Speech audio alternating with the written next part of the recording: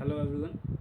तो आज हम लोग पढ़ने वाले हैं evolution and fundamentals of business class 11। ठीक है, तो स्टार्ट करते हैं हम लोग पहले टॉपिक से अपने।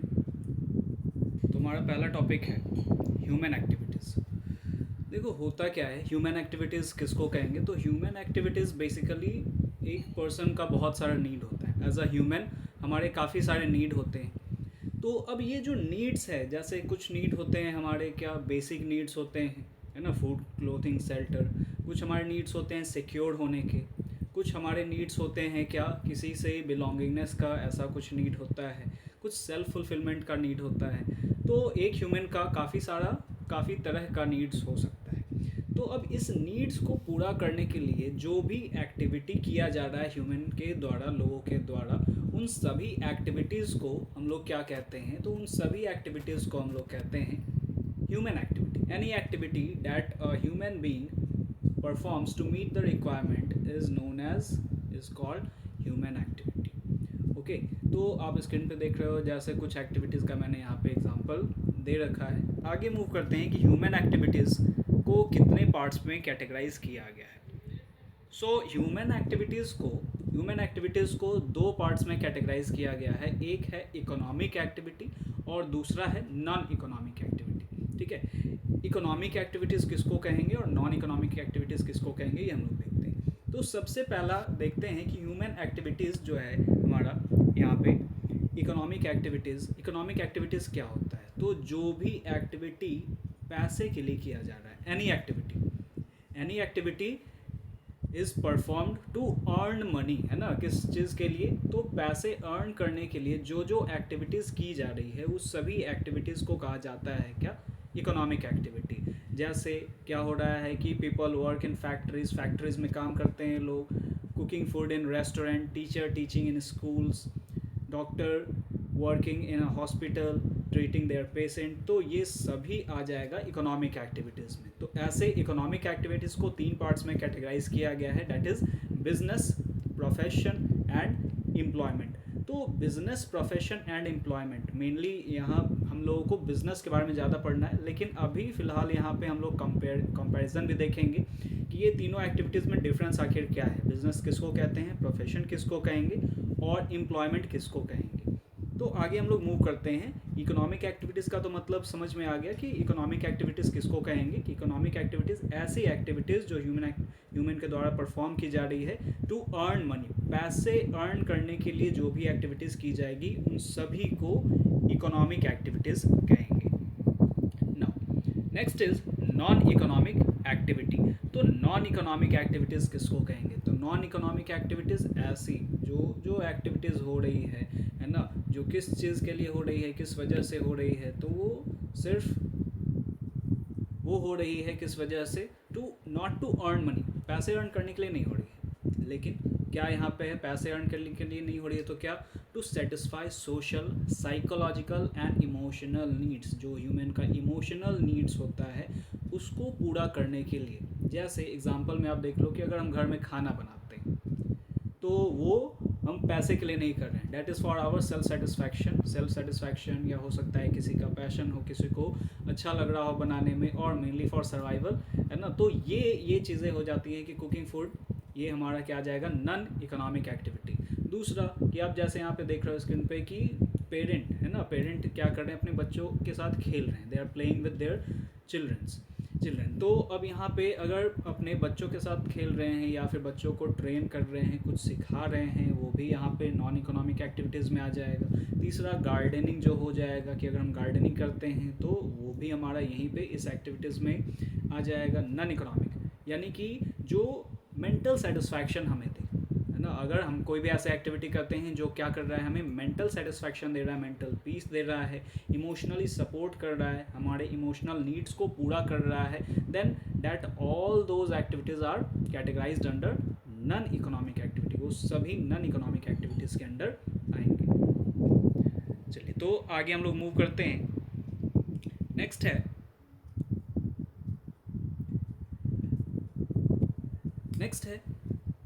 हमारा बिजनेस। अच्छा, हमने इकोनॉमिक एक्टिविटीज़ को तीन पार्ट्स में कैटेगराइज कर लिया था। तो ये जो 3 पार्ट्स था, सबसे पहला पार्ट बिजनेस, आखिर बिजनेस होता क्या है। 11th कॉमर्स के कॉन्सेप्ट में आपको ये जानना बहुत ही ज़रूरी है कि बिज़नेस आखिर किसको कहते हैं, बिज़नेस का मतलब क्या होता है ना। क्योंकि अकाउंटेंसी भी आप देखोगे तो वो पूरा का पूरा बिज़नेस के बारे में ही पढ़ना होता है कि बिज़नेस में क्या प्रॉफिट हो रहा है, किस तरह का नुकसान हो रहा है, क्या क्या चीज़ें हो रही हैं, तो बिज़नेस से ही रिलेटेड है। चाहे हमारा जो कॉमर्स का तीनों मेन पेपर है, accountancy, business studies and economics, वो कहीं ना कहीं बिज़नेस से ही जुड़ा हुआ है। तो first of all we need to understand what is business.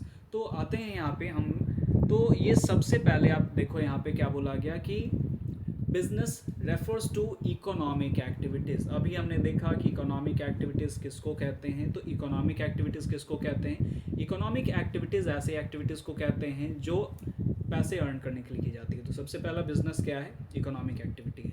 दूसरा इसमें बोला गया कि which is conducted on regular basis, regular basis यानी कि हम रोज रोज इसको करते हैं। अच्छा, बिजनेस एक वर्ड से आया है, उसको बोलते हैं बिजीनेस, ठीक है, उसको हम लोग बिजीनेस कहते हैं, ठीक है, ये एक वर्ड से आया है, डैट इज़ बिजीनेस। बिजीनेस का मतलब कि जो लगातार जिस चीज़ में आदमी इंगेज है, लोग इंगेज्ड है।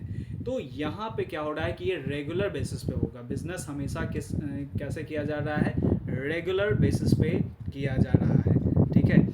अब यहाँ पे हम लोग देखते हैं कि आगे क्या है, टू अर्न प्रॉफिट। यहाँ पे दूसरा बात बोला गया किस चीज़ के लिए, तो प्रॉफिट अर्न करने के लिए, है ना। हम बिजनेस किस चीज़ के लिए कर रहे हैं, प्रॉफिट अर्न करने के लिए, ठीक है। तो प्रॉफिट मेन मोटिव है यहाँ पे। तो प्रॉफिट का मतलब क्या होता है, जब इनकम हमारे खर्च से कम अगर हो रहा है, सॉरी ज़्यादा हो रहा है, income is more than the expenditure, तो वो हमारा प्रॉफिट का रूप लेता है, दैट इज़ प्रॉफिट। तो प्रॉफिट के लिए हम लोग बिजनेस कर रहे हैं। नेक्स्ट है थ्रू द प्रोडक्शन और प्रोडक्शन परचेज एंड सेल। तो दो तरह का हमारा बिजनेस हो सकता है, एक तो हम खुद बना के और सेल कर रहे हैं, दैट इज़ प्रोडक्शन। दूसरा कहीं से परचेज करके ला रहे हैं और फिर सेल करें, और ये हमारा सेल, यानी प्रोडक्शन परचेज एंड सेल। और किस चीज़ का प्रोडक्शन परचेज और सेल, तो अब यहाँ पे आप देखोगे गुड्स का और सर्विसेज का, है ना, goods and services. Now what is goods and what are services.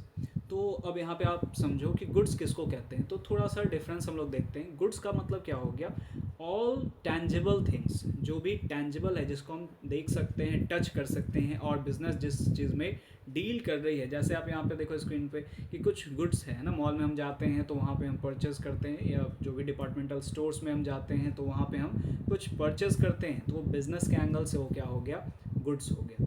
Services किसको कहेंगे, तो सर्विसेज आर इनटैंजिबल, जिसको हम देख नहीं सकते हैं, टच नहीं कर सकते हैं, बट वी कैन फील। जैसे आप स्कूल में पढ़ोगे तो टीचर आपको क्या प्रोवाइड कर रहा है, दे आर प्रोवाइडिंग सर्विसेज। आप एक जगह से दूसरे जगह जाने के लिए ट्रांसपोर्ट का यूज़ करते हो, तो ट्रांसपोर्ट सर्विसेज का यूज़ करते हैं हम लोग। तो सर्विसेज क्या है, इनटैंजिबल है। और एक बात और यहाँ पे इंक्लूड हुआ, that is enforceable by law. Business हमेशा क्या होगा, इन्फोर्सिएबल बाय लॉ होगा।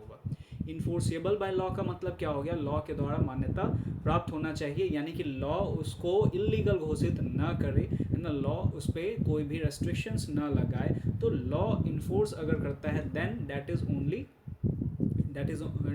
That can be considered as business, है ना। अगर लॉ मान लेते हैं कि किसी स्टेट में अगर लॉ ने क्या किया कि लीकर को बैन कर दिया, ठीक है, अगर लीकर को बैन कर दिया तो liquor will not be considered as good, और वो फिर वहाँ पे बिजनेस उसका नहीं हो सकता है ना, वो वहाँ पे बिजनेस इलीगल माना जाएगा। तो लीगल बिजनेस होने के लिए इन्फोर्सिबिलिटी बाय लॉ होना चाहिए। तो कुछ तो फीचर्स हमने यहीं पे पढ़ लिया, that is economic activities, regular basis, profit motive, है ना, production purchase and sale of goods and services. हमने देखा गुड्स और सर्विसेज क्या क्या होता है, फिर इन्फोर्सिबल होना चाहिए लॉ के द्वारा। तो एग्जांपल के तौर पे आप देख लो, manufacturing and sale of goods and services, manufacturing and sale of goods and services। तो manufacturing and selling of toys, farmer producing wheat for sale in the market, ये सभी गुड्स में आ जाएगा। अच्छा, एक बात और कि the organisation pursuing activity of business are called business enterprise और फर्म्स, है है ना। ये आपको बिजनेस स्टडीज़ में काफ़ी जगह पे मिलेगा। बिजनेस एंटरप्राइज वर्ड आएगा, फर्म्स आएगा, ऑर्गेनाइजेशंस आएंगे, बिजनेस ऑर्गेनाइजेशंस आएंगे। तो ये सभी का मतलब एक ही होता है कि जहाँ पे बिजनेस एक्टिविटी की जा रही है उन सभी प्लेसेस को, उस सभी जगह को क्या कहते हैं, बिजनेस इंटरप्राइजेज या फर्म्स कहते हैं। Okay, moving on the next topic हमारा यहाँ पे है कि कैरेक्टरिस्टिक ऑफ बिजनेस। आखिर बिजनेस का कैरेक्टरिस्टिक क्या है ना। बिजनेस किसको हम लोग कहेंगे।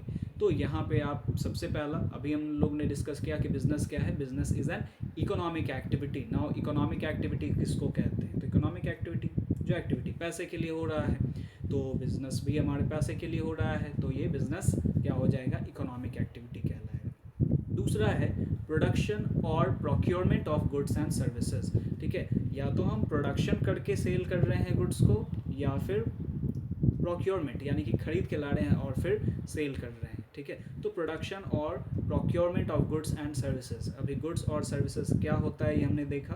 तो जैसे गुड्स का एग्जांपल आप कह सकते हो, दिस इज़ अ पेन। तो ये पेन जो हो गया, पेन क्या हो गया, ये गुड्स का एग्जांपल है। सर्विसेज जैसे ट्रांसपोर्टेशन हो गया, बैंकिंग हो गया, इंश्योरेंस हो गया, ये सभी सर्विसेज में आ जाएगा। ठीक है, नेक्स्ट कैरेक्टरिस्टिक है सेल और exchange of goods and services. यानी कि क्या हो रहा है यहाँ पे, सेल और एक्सचेंज। ऐसा नहीं कि बस हम परचेज कर रहे हैं, वो बिजनेस नहीं कहलाएगा, है ना। परचेज तो हम घर के लिए भी करते हैं सामान, ठीक है, तो वो बिजनेस नहीं कहलाता है। यहाँ पे हमारा क्या हो जा रहा है, परचेज और सेल दोनों होना चाहिए। परचेज के साथ साथ सेल भी होना चाहिए गुड्स और सर्विसेज का। Next regularity in dealing. Regularity in dealing का मतलब क्या हो गया कि लगातार बार बार होना चाहिए। ऐसा नहीं है कि हम अगर मान लेते हैं कि मेरे पास ये अगर एक पेन है, इस पेन को मैंने सेल किया, मैंने मान लेते हैं 2 रुपये में ख़रीदा और 3 रुपये में इसको सेल किया, तो एक ही बार अगर किया तो वो बिज़नेस नहीं होगा। एक बार बस प्रॉफिट हो गया तो वो हमारा बिज़नेस नहीं कहलाएगा कि एक बार चलो हो गया। बिज़नेस होने के लिए लगातार कंटिन्यूअस एक्टिविटी ये मुझे करना होगा, है ना, ये हमें करना होगा। रेगुलरिटी इन डीलिंग, डीलिंग क्या होना चाहिए, लगातार होना चाहिए, रेगुलर होना चाहिए। और क्या क्या फीचर्स है इसका, तो अभी हमने देखा कि प्रॉफिट मोटिव। बिजनेस किस चीज़ के लिए होता है, तो business is done for profit, है ना। कोई भी बिजनेस हम लोग इसलिए नहीं करते हैं कि हमारा क्या हो, लॉस हो, इसलिए हम बिज़नेस कर रहे हैं, कोई ऐसा नहीं होगा। वो हमेशा हम लोग जो प्रॉफिट के लिए ही बिज़नेस करते हैं, और बिज़नेस बिना प्रॉफिट का सर्वाइव भी नहीं कर सकता है। आगे हम लोग देखेंगे कि रोल क्या है बिज़नेस में प्रॉफिट का, है ना। प्रॉफिट आखिर क्यों इतना अहमियत रखता है, तो आगे हम लोग देखते हैं। नेक्स्ट क्या है, uncertainty of return. Profit motive तो है ना, हमारा उद्देश्य है प्रॉफिट अर्न करना, बट यहाँ पे बात आता है कि रिटर्न जो है, रिटर्न का मतलब यहाँ हमारे पास जो रिटर्न है वो रिटर्न तो प्रॉफिट ही है। तो ये क्या सर्टेन है, हर बिजनेस में क्या प्रॉफिट सर्टेन होता है कि निश्चित तौर पे प्रॉफिट होगा ही होगा, नहीं।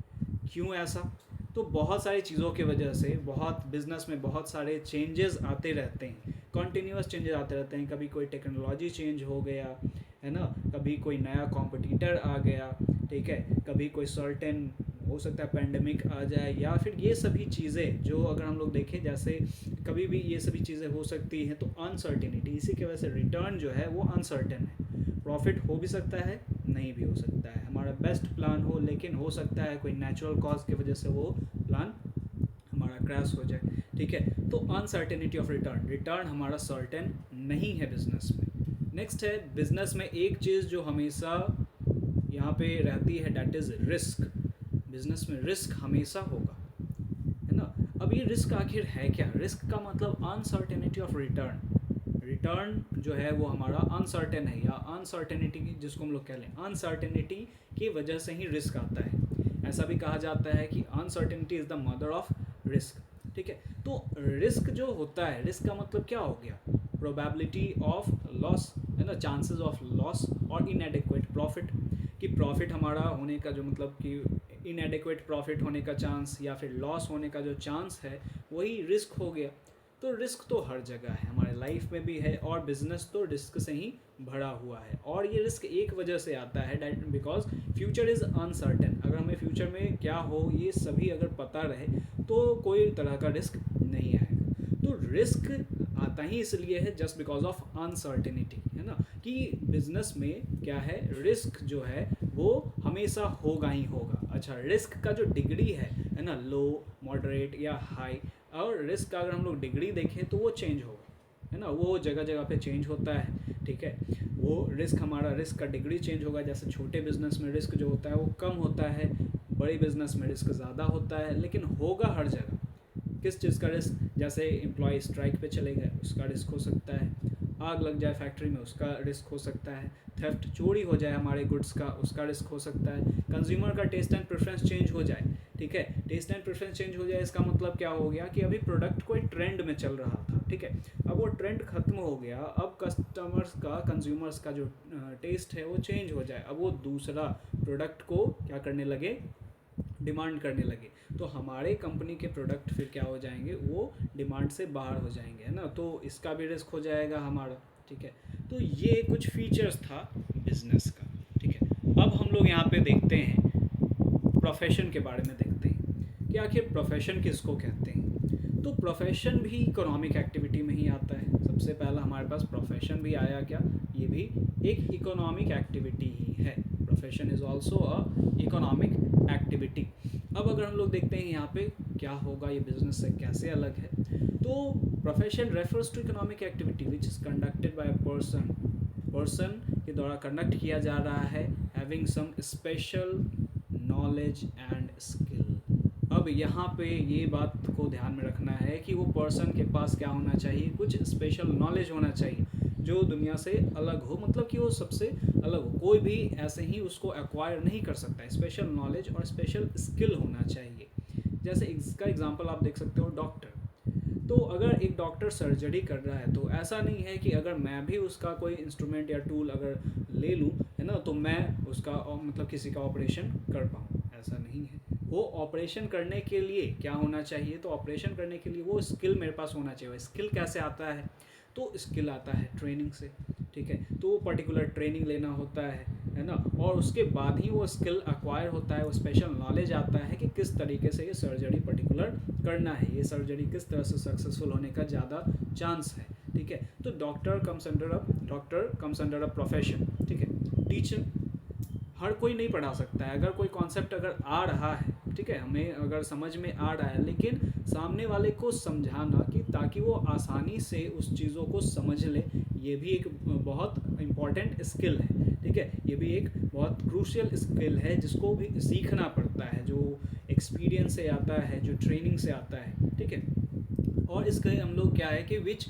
Is used impartially to serve various sections of society. तो ये सोसाइटी को सर्व करने के लिए किया जा रहा है, यानी कि प्रॉफिट इसमें प्राइम मोटिव नहीं है। बिजनेस में प्राइम मोटिव था प्रॉफिट, यहाँ प्रोफेशन में प्राइम मोटिव प्रॉफिट नहीं है। अब आगे हम लोग यहाँ पे देखते हैं इसके कुछ कैरेक्टरिस्टिक के बारे में, देखते हैं कि क्या क्या फीचर्स हैं इसके, ठीक है। तो कैरेक्टरिस्टिक्स में सबसे पहला इसमें आ गया हमारे पास क्या, तो body of specialised knowledge and technique, यानी प्रोफेशन एक स्पेशलाइज्ड बॉडी ऑफ नॉलेज है, एक अलग सब्जेक्ट है, एक अलग टेक्निकल फील्ड है, ठीक है, जिसको हम लोगों को सीखना पड़ता है। अब यहाँ पे क्या है कि formalised method of acquiring training and experience, यानी एक सिस्टमैटिक वे में क्या होता है, ट्रेनिंग होता है, ठीक है, जिसको अक्वायर किया जाता है, ठीक है। Formalised method of acquiring training and experience, जिससे वो क्या होते हैं, ट्रेंड होते हैं, जैसे एक लॉयर, जैसे एक डॉक्टर, जैसे एक चार्टर्ड अकाउंटेंट, है ना, ये सभी ट्रेनिंग के थ्रू ही क्या होते हैं, एक्सपर्ट होते हैं, स्किल्ड होते हैं, और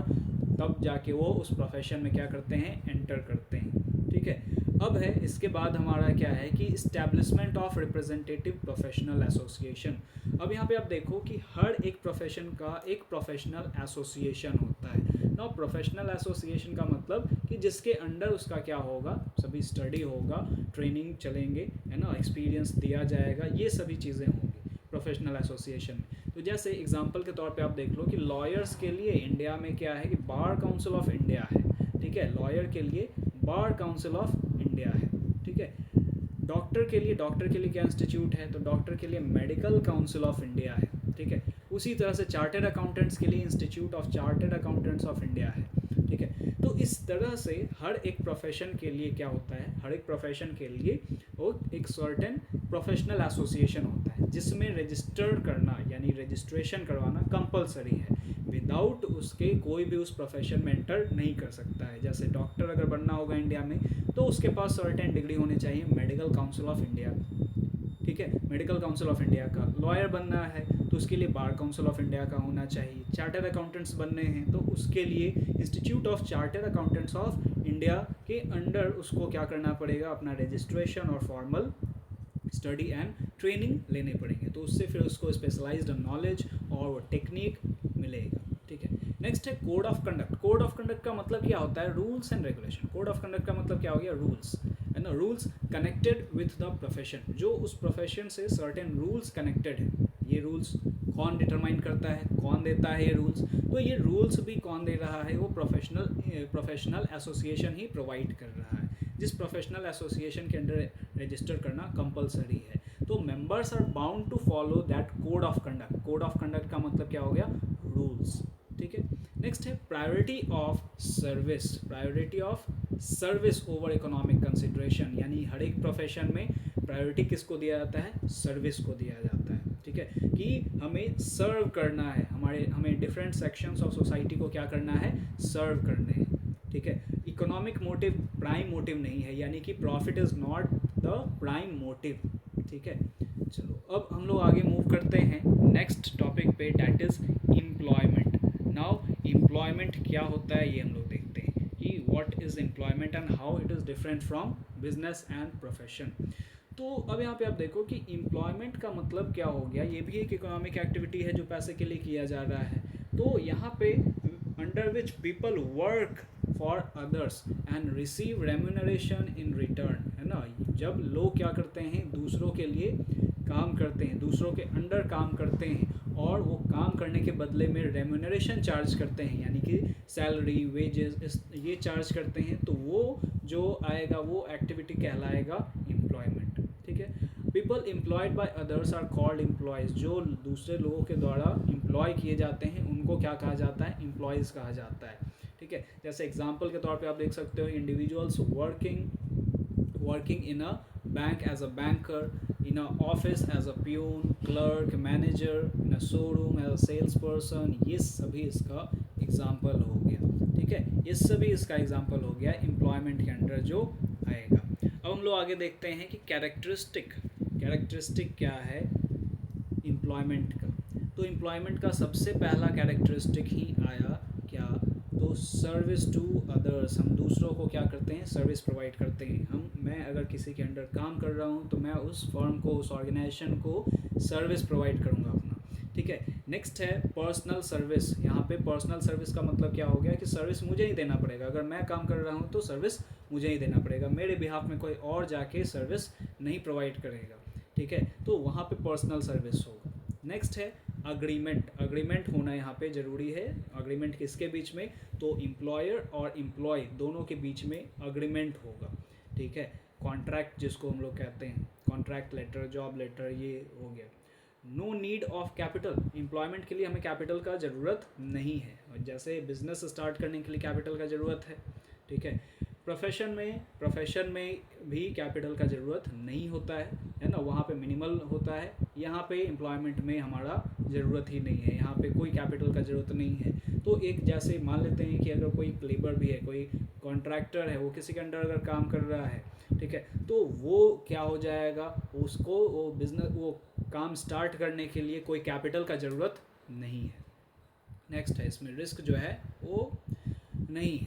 तो नहीं है, नो रिस्क हम ऐसा कह नहीं सकते हैं एम्प्लॉयमेंट के लिए। ठीक है, तो यहाँ पे बोला जा रहा है क्या, the inherent risk in the job is that of the master. Mainly जो रिस्क होता है वो मास्टर का होता है। मास्टर का मतलब जो एम्प्लॉयर है वो एम्प्लॉयर का होगा, ना कि एम्प्लॉय का होगा। एम्प्लॉय सीधा काम करेगा, तो एम्प्लॉय पे रिस्क इस बात का होगा कि उसको जॉब, मतलब हो सकता है उसका जॉब परमानेंट ना हो।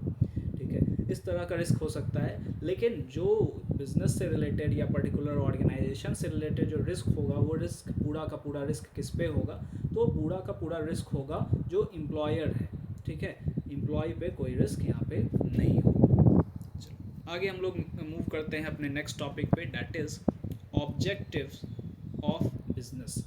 कि बिजनेस का उद्देश्य क्या है, what is the purpose of business. हमने बिजनेस स्टार्ट क्यों करा, ठीक है, क्यों किया हमने बिजनेस स्टार्ट, तो इसके लिए यहाँ पे दिया गया कि ऑब्जेक्टिव्स जो है वो दो तरह का ऑब्जेक्टिव्स है। ठीक है, दो ऑब्जेक्टिव्स है। ये दो ऑब्जेक्टिव क्या क्या है, तो एक ऑब्जेक्टिव है इकोनॉमिक ऑब्जेक्टिव और दूसरा है सोशल ऑब्जेक्टिव। अब देखते हैं इकोनॉमिक ऑब्जेक्टिव्स किसको कहेंगे हम लोग। तो इकोनॉमिक ऑब्जेक्टिव्स का मतलब यहाँ पे हो गया कि ऐसे ऐसे ऑब्जेक्टिव्स जो कि बिजनेस से रिलेटेड हो, है ना, बिजनेस के फाइनेंशियल पार्ट से रिलेटेड हो, जो इकोनॉमिकली हम लोग को रिजल्ट पहुँचाए, यानी पैसे से जुड़ा हुआ हो। अगर सीधे आसान भाषा में अगर हम लोग बोले तो पैसे से जुड़ा हुआ जो ऑब्जेक्टिव है वो हो जाएगा हमारे बिजनेस का ऑब्जेक्टिव। तो अब इसमें सबसे पहला जो ऑब्जेक्टिव है कि एक बिजनेस का जो ऑब्जेक्टिव है, प्राइम ऑब्जेक्टिव इज प्रॉफिट, ज़्यादा से ज़्यादा प्रॉफिट अर्न करना है ना। एक बिजनेसमैन का जो मेन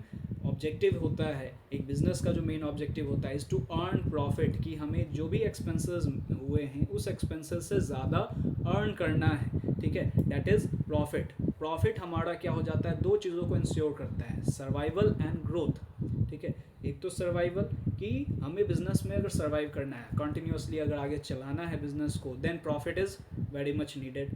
दूसरा सिर्फ सर्वाइवल ही एम नहीं है, तो बिज़नेस को एक्सपैंड भी करना है ना। एक से मल्टीपल ब्रांचेस ओपन करने हैं, एक प्रोडक्ट में डील कर रहे थे तो मल्टीपल प्रोडक्ट्स में डील करना है, ये सभी चीज़ें इसमें आ जाएंगी। यानी कि पहला हमारा जो इकोनॉमिक ऑब्जेक्टिव हुआ वो हो गया अर्निंग प्रॉफिट।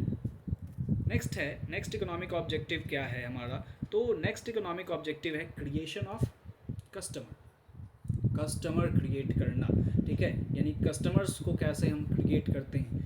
तो बिजनेस सर्वाइव तभी कर सकता है ना, लंबे समय तक तभी सर्वाइव कर सकता है जब उसके पास बिजनेस में बड़ा शेयर हो मार्केट का, है ना, big share in the market and has market standing, यानी कि ज़्यादा से ज़्यादा उनके पास कस्टमर हो। तो बिज़नेस में हमेशा क्या हो जाता है कि हम कस्टमर्स क्रिएट करने का कोशिश करते रहते हैं, चाहे कितना भी बड़ा हमारा बिज़नेस हो जाए, रेगुलर हमें नए नए कस्टमर्स क्रिएट करने होंगे, ठीक है। और एक और चीज़ हो जाता है इसमें, कस्टमर क्रिएशन के साथ कस्टमर रिटेंशन भी, ठीक है। अगर मैं मान लेता हूँ कि अगर एक ये प्रोडक्ट बना रहा हूँ, तो ये जो प्रोडक्ट है, ये प्रोडक्ट के लिए कस्टमर्स क्रिएट करना होगा, और जो कस्टमर्स मेरे बने हुए हैं उन कस्टमर को भी रिटेन करना होगा, यानी कि वो कस्टमर्स फिर दूसरे के कस्टमर ना बन जाए, है ना, दूसरे हमारे प्रोडक्ट को छोड़ के दूसरा प्रोडक्ट ना परचेज करने लगे। तो ये सभी भी ध्यान देना है, एक तो नए नए कस्टमर्स बनाने हैं और साथ साथ जो पुराने कस्टमर्स थे हमारे उसको भी रिटेन करना है। ऐसा नहीं है कि नए कस्टमर बनाने के चक्कर में पुराने वाले को हम लोग इग्नोर कर दें, ऐसा यहाँ पे नहीं होगा। नेक्स्ट जो इकोनॉमिक ऑब्जेक्टिव है दैट इज़ इनोवेशन। अब ये इनोवेशन आखिर क्या होगा, व्हाट इज़ इनोवेशन। तो इनोवेशन का मतलब होता है कि नया जो प्रोडक्ट है ना, वो प्रोडक्ट में कुछ चेंजेस करना है, adding new feature to the old products for making it more useful, ठीक है। अगर मान लेते हैं ये एक पर्टिकुलर पेन है, तो इस पेन में अगर ये सिंपल पेन था, तो इस पेन में अगर कुछ फीचर मैं ऐड ऑन कर रहा हूँ, जैसे मैंने मतलब कि इस पेन में स्टाइलस भी लगा हुआ है, ठीक है। तो अब ये क्या हो गया, एक additional feature, that is modification, that is innovation, है ना, ये नया कुछ आया है, ठीक है। तो ये इनोवेशन कहलाया कि हमारे जो प्रोडक्ट है, ओल्ड प्रोडक्ट है, उस प्रोडक्ट में कुछ चेंजेस लाना ताकि वो प्रोडक्ट और भी ज़्यादा यूज़फुल हो पाए लोगों के लिए, ठीक है। उसके मेथड्स ऑफ प्रोडक्शन में इम्प्रूव करना, उसके डिस्ट्रीब्यूशन में इम्प्रूव करना, नए नए मार्केट एरिया को डिस्ट्रीब्यूट करना, ये सभी आ जाएगा। और आज के डेट में इनोवेशन अगर हमारे बिजनेस में है तो हमारा बिजनेस ऑटोमेटिकली एक्सपैंड करेगा, ठीक है। अगर इनोवेशन नहीं है देन कॉम्पिटिटर्स हमसे आगे निकल जाएंगे, हमारे प्रोडक्ट को कोई आगे वहाँ पे परचेज करने वाला नहीं रहेगा। तो बिज़नेस तभी सक्सेसफुल हो पाएगा जब हमारे पास नए डिज़ाइंस आ रहे हैं प्रोडक्ट के, नए नए मशीन है, बेटर मशीन्स हैं, इम्प्रूव्ड टेक्निक्स है, प्रोडक्शन करने का टेक्निक्स जो हमारा प्रोडक्शन का कैपेसिटी, प्रोडक्टिविटी बढ़ा दे, नए नए वेराइटीज़ हैं प्रोडक्ट्स के, ये सभी इनोवेशन में आ गए। ये भी हमारा एक इकोनॉमिक ऑब्जेक्टिव ही है। नेक्स्ट है optimum utilization of resources. Now optimum utilization of resources का मतलब कम से कम वेस्टेज हो, ऐसे मेथड्स को यूज़ करें कि कम से कम वेस्टेज हो, ऑप्टिमम यूटिलाइजेशन हो रिसोर्सेज का, रिसोर्सेज को पूरी तरह से हम यूटिलाइज कर पाएँ, ठीक है। ये हो यहाँ पे ऑप्टिमम यूटिलाइजेशन, पूरी तरह से रिसोर्सेज को, क्योंकि रिसोर्सेज आज के डेट में बहुत जगह पे स्कार्स भी हैं, ठीक है, यानी कि रिसोर्सेज का कमी है। तो उसको पूरा करने के लिए हमें पूरी तरह से रिसोर्सेज का इस्तेमाल करना पड़ेगा, optimum utilization. Next improving productivity, हमारे बिजनेस का प्रोडक्टिविटी भी बढ़े, इसके लिए भी हमें ध्यान देना पड़ेगा, ठीक है। ये भी हमारे इकोनॉमिक ऑब्जेक्टिव्स में आया। तो ये ऑब्जेक्टिव्स को हम कैसे अचीव कर सकते हैं, प्रोडक्टिविटी कैसे बढ़ा सकते हैं, बाय रिड्यूसिंग वेस्टेज, वेस्टेज को रिड्यूस कर दें। ठीक है, जैसे हो सकता है कि हमारा बिजनेस में कहीं पे इलेक्ट्रिसिटी एक्स्ट्रा खर्च हो रहा हो जिसका ज़रूरत भी ना हो। ठीक है, तो उस वेस्टेज को रिड्यूस करेंगे। Making efficient use of machinery, है ना, मशीनरी इक्विपमेंट्स का हम एफिशिएंट पूरी तरह से इस्तेमाल करेंगे। जैसे हमारे मशीन का कैपेसिटी है मान लेते हैं 100 यूनिट्स, और अगर हम सिर्फ 25 यूनिट्स ही बना रहे हैं तो it is a wastage of that particular machinery. जो इतना बड़ा काम करने के लिए बना हुआ है उससे हम छोटा काम कर रहे हैं, तो इसमें भी हमारा खर्च तो बढ़ ही जाएगा, क्योंकि उस बड़े से मशीन को ऑपरेट करने के लिए उतना पेट्रोल, उतना इलेक्ट्रिसिटी तो लगेगा, उतना डीजल उतना लगेगा ही। ठीक है, ये सभी चीज़ें लगेंगी, तो हमें क्या होना चाहिए, मशीन को प्रॉपर यूटिलाइजेशन करना चाहिए। और ह्यूमन रिसोर्स सबसे इम्पॉर्टेंट है ना हमारे बिजनेस में। ह्यूमन रिसोर्सेज किसको कहेंगे, तो जो एम्प्लॉयज़ होते हैं, जो वर्कर्स होते हैं, जो मैनेजमेंट टीम होती है, ये सभी ह्यूमन रिसोर्स में आ गया। और सबसे बड़ा एसेट यानी सबसे बड़ा संपत्ति एक बिज़नेस का जो है वो ह्यूमन रिसोर्स ही है। ठीक है, और मनी, यहाँ पे हम मनी को भी हमें प्रॉपरली यूटिलाइजेशन करना है कि वेस्टेज ना हो पैसे का, प्रॉपर यूटिलाइजेशन हो पाए हमारे पैसे का, तो हम लोग अपना इकोनॉमिक ऑब्जेक्टिव्स को पूरा कर पाएंगे। तो ये था हमारा इकोनॉमिक ऑब्जेक्टिव्स। अब आगे हम लोग देखते हैं, that is social objectives. What are the social objectives of a business. अब यहाँ पे हम लोग देखते हैं सोशल ऑब्जेक्टिव्स क्या क्या है। ठीक है, तो आप यहाँ पे समझो कि सोशल ऑब्जेक्टिव क्या हो गया। अच्छा, बिजनेस रॉ मटेरियल्स कहाँ से ले रहा है, बिजनेस रॉ मटेरियल कहाँ से ले रहा है, तो रॉ मटेरियल वो ले रहा है सोसाइटी से, है ना। दूसरा, वो उसको कन्वर्ट कर रहा है फिनिश प्रोडक्ट्स में, और सेल कहाँ पे कर रहा है, वो भी तो सोसाइटी में ही कर रहा है। ठीक है, तो जहाँ से कोई प्रोडक्ट अगर हम ले रहे हैं और वहीं से प्रॉफिट भी अगर हम मेक कर रहे हैं, तो इट इज़ सर्टेन ऑब्लिगेशन, ये हमारा जिम्मेदारी बनता है कि सोसाइटी के प्रति भी हम सोचें, सोसाइटी के लिए भी हम काम करें। ठीक है, तो business apart from our own self, है ना, apart from profit motive, business का एक ये भी ऑब्जेक्टिव है सोसाइटी के प्रति, कि सोसाइटी के प्रति हमारा क्या उद्देश्य है, क्या ऑब्जेक्टिव है हमारा। जहाँ से हम रॉ मटेरियल्स ले रहे हैं और जहाँ से हम प्रॉफिट मेक कर रहे हैं, तो क्या ऑब्जेक्टिव्स होगा सोसाइटी के लिए हमारा। तो सबसे पहला जो सोशल ऑब्जेक्टिव है, that is quality goods and service at fair price. यानी कि जो भी प्रोडक्ट्स हम बना रहे हैं, ठीक है, जो भी प्रोडक्ट्स हम बना रहे हैं वो प्रोडक्ट्स क्या होना चाहिए, क्वालिटी प्रोडक्ट्स होने चाहिए। नाउ क्वालिटी प्रोडक्ट्स का मतलब कि कोई उसमें मिलावट नहीं होना चाहिए, कोई हार्मफुल इफेक्ट नहीं होना चाहिए। ठीक है, वो प्योर होना चाहिए, प्योर फॉर्म में होना चाहिए, तो क्वालिटी गुड्स होना चाहिए।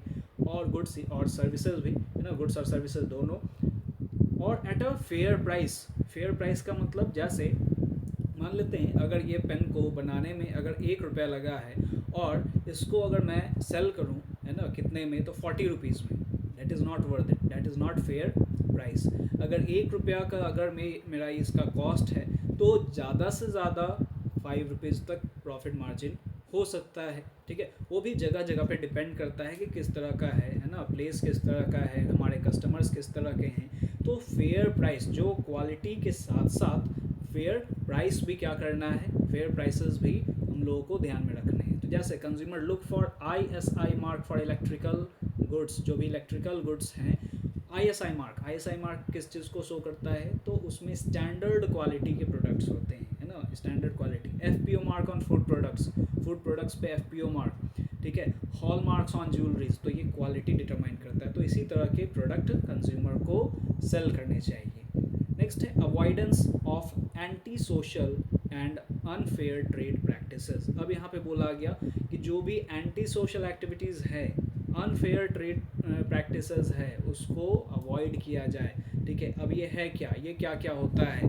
ठीक है, यहाँ पे इसको क्या बोला गया कि ये एंटी सोशल और अनफेयर ट्रेड प्रैक्टिसेस किसको कहेंगे, तो जैसे होर्डिंग का मतलब क्या, कि अभी प्रोडक्ट है ऑप्टिमम अवेलेबल हमारे पास, अगर बिजनेस उसको गोडाउन में स्टॉक कर ले रही है, ठीक है, और बता रही है कि हमारे पास तो प्रोडक्ट ही खत्म हो गया, और जिस वजह से प्रोडक्ट का प्राइस बढ़ जाएगा, है ना, कि यहाँ पे कस्टमर्स को पता चलेगा कि मार्केट में तो प्रोडक्ट है ही नहीं, तो जब प्रोडक्ट नहीं है तो उसका प्राइस भी बढ़ेगा। ठीक है, तो ऐसा भी नहीं होना चाहिए कि प्रोडक्ट होते हुए भी अगर वो एक काम करते हैं तो खामखा इन्फ्लेशन आएगा, प्रोडक्ट का प्राइसेस बढ़ेगा, है ना, वो एक बिज़नेस मल्टीपल बिजनेस को अफेक्ट करेगा। नेक्स्ट ब्लैक मार्केटिंग, कोई प्रोडक्ट ब्लैक में सेल किया जा रहा हो, ठीक है।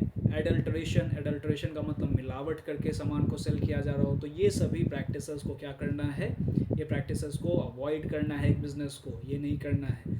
दूसरा है क्या कि एंटी सोशल प्रैक्टिसेस में आ गया कि making false claims in advertisement to mislead and exploit people, है ना, एंड एक्सप्लॉइट पीपल। तो यहाँ पे बोला गया क्या कि अगर हम मान लेते हैं कि अगर ऐसा फॉल्स क्लेम कर रहे हैं कि ये क्रीम लगाने से इतने दिन में क्या हो जाए, गोरापन आ जाए, ठीक है। अब ये क्या हो गया, दैट इज़ फॉल्स क्लेम। ये ऑयल लगाने से हेयर ग्रोथ बढ़ता है, ये सभी चीज़ें ये क्या है, फॉल्स क्लेम करती है बहुत जगह पे। तो फॉल्स क्लेम वहाँ पे मिसलीडिंग एडवर्टाइजमेंट्स नहीं होने चाहिए कि लोगों को हम एक्सप्लॉइट करें, ऐसा बिल्कुल नहीं होना चाहिए। लोगों को प्रॉपर इंफॉर्मेशन प्रोवाइड करना चाहिए। तो ये भी एक सोशल ऑब्जेक्टिव में ही आएगा। नेक्स्ट है हमारे पास यहाँ पे जनरेशन ऑफ एम्प्लॉयमेंट। तो जनरेशन ऑफ एम्प्लॉयमेंट का मतलब यहाँ पे क्या हो गया, तो एक बिज़नेस जहाँ पे भी ऑपरेट कर रही है वहाँ के सोसाइटी के लोगों को क्या करे, एम्प्लॉयमेंट प्रोवाइड करे। क्योंकि जैसे अगर अपने कंट्री का बात करें तो हमारे कंट्री में एक मेजर प्रॉब्लम है, दैट इज़ अनएम्प्लॉयमेंट। और गवर्नमेंट, ये बहुत ही सच बात है और कड़वा भी है कि गवर्नमेंट हर एक लोगों को एम्प्लॉयमेंट प्रोवाइड नहीं कर सकती है। तो वहाँ पे बिज़नेस ही आगे आती है, बिज़नेस ही क्या कर सकती है, वो प्रॉब्लम को सॉर्ट आउट कर सकती है, बिज़नेस इसमें हेल्प कर सकती है। तो जिस भी जगह पे बिज़नेस अगर ऑपरेट कर रही है तो वहाँ के सोसाइटी को उसे क्या करना चाहिए, एम्प्लॉयमेंट प्रोवाइड करना चाहिए। साथ साथ एम्प्लॉय वेलफेयर, हमें सिर्फ अपने बिज़नेस के बारे में नहीं सोचना है, हमें क्या सोचना है, तो हमें अपने एम्प्लॉयज़ के बारे में भी सोचना है कि हमारे एम्प्लॉयज़ वहाँ पे वर्क सेटिस्फैक्शन है या नहीं है, प्रॉपर सैलरी वेजेस प्रोवाइड किया जा रहा है या नहीं किया जा रहा है। साथ साथ अपने एम्प्लॉयज़ के लिए और क्या फैसिलिटीज़, तो housing facilities, medical facilities, entertainment, है ना, ये सभी उनके फिज़िकल और मेंटल हेल्थ को ध्यान में रखते हुए ये सभी एक्स्ट्रा फैसिलिटीज़ भी प्रोवाइड करनी चाहिए। जैसे Tata is the best example of employ welfare, है ना। टाटा अपने एम्प्लॉयज़ के प्रति और जनरल पब्लिक के प्रति भी, है ना, वो क्या रहती है, हमेशा जागरूक रहती है और उनके बेनिफिट के लिए हमेशा सोचती है, ठीक है। नेक्स्ट है सोशल वेलफेयर। तो अब यहाँ पे सोशल वेलफेयर, सोसाइटी के वेलफेयर के लिए हमें क्या सोचना चाहिए, तो जैसे कोई बिज़नेस क्या कर सकती है ना, गरीब बच्चों के लिए स्कूल ओपन करवा सकती है जहाँ पे फ्री एजुकेशन प्रोवाइड हो, है ना। गरीब लोगों के लिए क्या कर सकती है, हॉस्पिटल्स प्रोवाइड कर सकती है, अपने एम्प्लॉयज़ के लिए भी ये कर सकती है और जनरल पब्लिक के लिए भी कर सकती है कि जो लोग जो ट्रीटमेंट है ना, जो एक्सपेंसिव ट्रीटमेंट है वो नहीं ले पा रहे हैं, तो बिज़नेस उसका हेल्प करे। तो इस तरह से बिज़नेस क्या कर सकती है, अपना तो हेल्प करेगी ही करेगी, साथ साथ में सोसाइटी का, और सोसाइटी के हेल्प से ऑटोमेटिकली बिज़नेस का फिर ग्रोथ होगा, है ना। जितना पब्लिक के नज़र में वो अच्छी रहेगी उतना ज़्यादा उसका प्रोडक्ट भी क्या होगा, सेल होगा, ठीक है। तो अब हम लोग आगे मूव करते हैं कि रोल ऑफ प्रॉफिट ना बिज़नेस की। अच्छा, बिज़नेस में प्रॉफिट का क्या अहमियत है, वाई प्रॉफिट इज़ नीडेड, ये बात आता है कि प्रॉफिट का आखिर ज़रूरत क्यों है।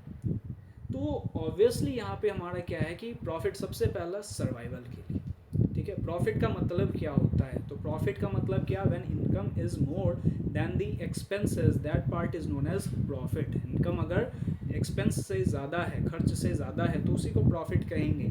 ये प्रॉफिट आखिर इतना अहमियत क्यों रखता है, इतना ज़रूरी क्यों है, तो फॉर लॉन्ग सर्वाइवल, हमारे बिजनेस के लॉन्ग सर्वाइवल के लिए, ज़्यादा समय तक हमारा बिज़नेस सर्वाइव करे, उसके लिए प्रॉफिट बहुत ही ज़रूरी है कि प्रॉफिट होगा तभी हम क्या हो पाएंगे, लंबे समय तक सर्वाइव कर पाएंगे। अगर प्रॉफिट नहीं होगा then we can not, our business can not survive for a longer period of time. Next, profit is needed for growth and expansion. Now growth and expansion के लिए क्यों प्रॉफिट होगा, तो फिर हम आगे री इन्वेस्ट करेंगे अपने बिजनेस में और ग्रो करेंगे, एक्सपैंड करेंगे। तो ग्रोथ दो चीज़ों में हो सकता है, एक तो हमारा मल्टीपल ब्रांचेस ओपन हो, अगर हम लोकल लेवल पे अगर डील कर रहे हैं तो स्टेट लेवल पे डील करें, स्टेट लेवल पे डील कर रहे हैं तो पूरे नेशनल लेवल पे डील करें, नेशनल लेवल पे डील कर रहे हैं तो इंटरनेशनल लेवल पे डील करें। ये हो गया ग्रोथ एंड एक्सपेंशन। तो एक ये हो गया कि हमारा ब्रांचेस क्या हो रहा है, बड़ा हो रहा है, स्केल ऑफ ऑपरेशन हमारा क्या हो रहा है, वो एक्सपैंड कर रहा है। दूसरा है मल्टीपल प्रोडक्ट्स, यानी डाइवर्सिफिकेशन ऑफ प्रोडक्ट्स। अगर हम एक पेन, अगर मान लेते हैं एक प्रोडक्ट बना रहे हैं, पेन बना रहे हैं, तो पेन के साथ साथ हम क्या बनाएं, पेंसिल है ना, और स्टेशनरी आइटम्स बनाएं। स्टेशनरी आइटम्स के साथ अगर हम मान लेते हैं हाउस होल्ड आइटम्स भी बनाएं, है ना। जैसे इसका बेस्ट एग्जांपल आईटीसी कंपनी है, तो आईटीसी जैसे क्लासमेट की जो कंपनी है, तो आईटीसी, ये आईटीसी बहुत सारी चीज़ें, मल्टीपल चीज़ें बनाती है, डाइवर्सिफाइड प्रोडक्ट्स अपना बनाती है, ठीक है। तो जैसे ये क्या क्या बनाती है, तो एक दो एग्जांपल हम लोग देखते हैं। तो एक हो गया, ये तो स्टेशनरी प्रोडक्ट्स तो बनाते ही हैं, है ना, साथ साथ हाउस होल्ड आइटम्स भी बनाते हैं, जैसे आशीर्वाद आटा हो गया, सनफीस्ट हो गया, ये सभी चीज़ें हो गई, ठीक है। उसी तरह से कुछ कॉस्मेटिक्स भी बनाता है, सोप्स भी बनाते हैं। तो इस तरह से आईटीसी डाइवर्सिफाइड है। उसी तरह से एक बिजनेस में जितना ज़्यादा प्रॉफिट होगा, तो उतना ही ज़्यादा हमारा प्रोडक्ट क्या हो पाएगा, डाइवर्सिफाई हो पाएगा, ठीक है। नेक्स्ट है इंक्रीजिंग एफिशिएंसी। प्रोडक्ट अगर प्रॉफिट हमारे पास ज़्यादा है, देन हमारा जो बिज़नेस में एफिशिएंसी है, काम करने का जो तरीका है, ठीक है, टाइम पे तैयार होना और अच्छा प्राइस देना, और ये सभी चीज़ें, कॉस्टिंग का भी अगर हम लोग बात कर ले, तो एफिशिएंसी हम लोग यहाँ पे ला सकते हैं एक अच्छे प्रॉफिट से। जितना ज़्यादा प्रॉफिट होगा उतना सिस्टमैटिक वे में काम होगा, ठीक है।